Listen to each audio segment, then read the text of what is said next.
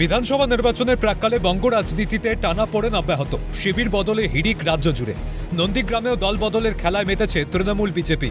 নির্বাচনের নির্ঘণ্ট প্রকাশিত হতেই এবার নন্দীগ্রাম 2 নম্বর ব্লকের বোয়াল 1 নম্বর গ্রাম পঞ্চায়েতে ফুল বদল। ভোটের মুখে পদ্ম ছেড়ে প্রাক্তন বিজেপি নেতা পবিত্র কর এবার এলেন ঘাসফুল শিবিরে। তৃণমূলের সর্বভারতীয় সাধারণ সম্পাদক অভিষেক বন্দ্যোপাধ্যায়ের হাত ধরে যোগদান করলেন তিনি। সর্বভারতীয় তৃণমূল কংগ্রেসের পক্ষ থেকে স্বাগত জানানো হলো পবিত্র করের শিবির বদলের সিদ্ধান্তকে। মমতা বন্দ্যোপাধ্যায়কে চতুর্থবারের জন্য মুখ্যমন্ত্রী করার লক্ষ্যে সমাজের বিভিন্ন স্তরের মানুষ তৃণমূল কংগ্রেসে যোগদান করছে।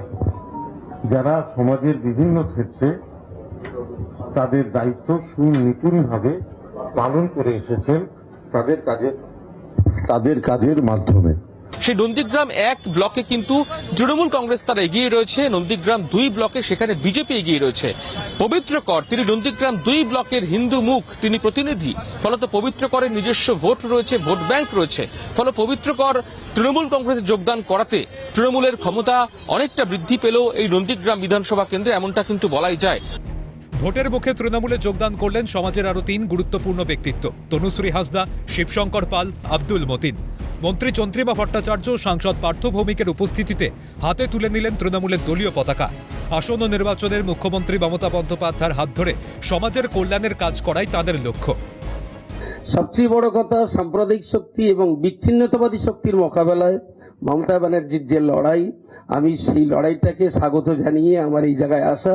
বলা যেতে পারে রাজ্য সরকার আমাদের এই রাজ্যের আদিবাসীদের ঐতিহ্য এবং সম্মানকে যাতে যথাযথভাবে এগিয়ে নিয়ে যাওয়া যায় সেই জন্য প্রচেষ্টা করছেন, এবং সেই কাজে আমি যুক্ত হতে পেরে নিজেকে ভীষণ ধন্য মনে করছি। কিন্তু নন্দীগ্রামে পবিত্র করে তৃণমূলে যোগদানে দল কতটা লাভবান হবে, তার উপস্থিতি ভোটে কতটা প্রতিফলিত হবে। সূত্র বলছে নন্দীগ্রাম 1 নম্বর ব্লকে তৃণমূল এগিয়ে থাকলেও 2 নম্বর ব্লকে বিজেপির আধিপত্য বেশি। নেতা হিসাবে পবিত্র কর নন্দীগ্রাম 2 নম্বর ব্লকে বেশ প্রভাবশালী।